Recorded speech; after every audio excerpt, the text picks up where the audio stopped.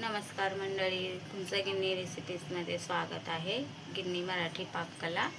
तर आज आपण काय बनवणार आहोत बरं? आज आपण बनवणार आहोत बीटरूटची कोशिंबीर. ही इतकी हेल्दी आहे, जे बीट न खाणारे असतील ना तर ते पण बीटरूट आवर्जून खातील.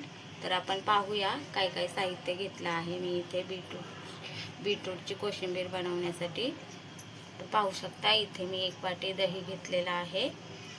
इथे मी शेंगदाणे भाजून असे कुटून घेतलेले आहेत खलबत्त्यात. 1 हिरवी मिरची घेतलेली आहे. हे 1 बीट आहे, ह्याला मी पाण्यात थोडंसं शिजवून घेतलेलं आहे 1-5 मिनटं.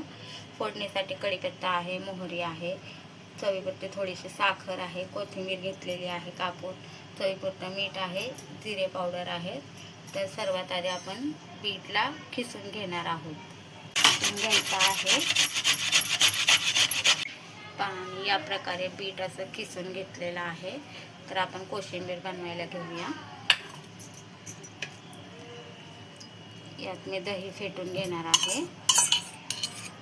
आपण चवीपुरतं मीठ टाकून घ्यायचं आहे. साखर टाकून घ्यायची आहे. साखर ऑप्शनल आहे, पण साखर टाकल्यावर याची चव खूपच छान येते.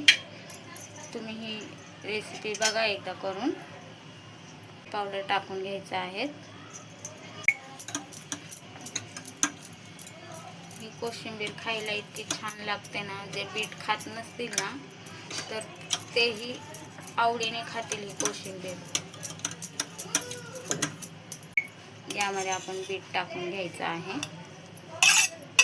शेंगदाणे पण टाकून घ्यायचे आहेत.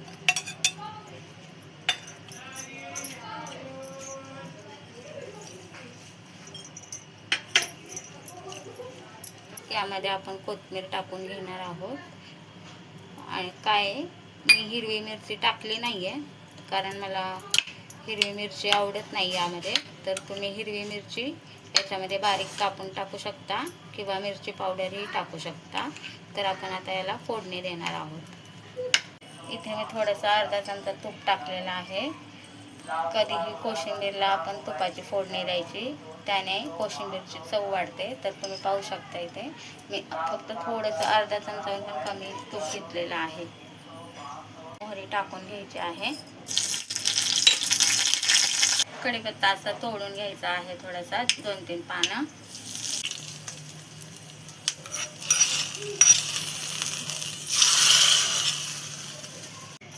तर तुम्ही पाहू शकता, अशा प्रकारे आपली कोशिंबीर बनवून तयार आहे. तर तुम्ही ही कोशिंबीर एकदा नक्की ट्राय करा.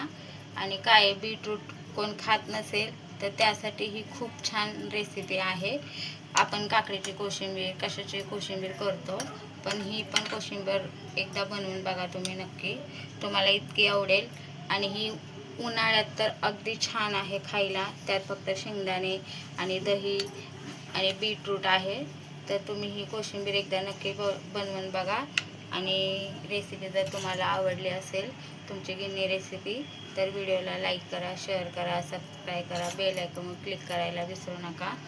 धन्यवाद.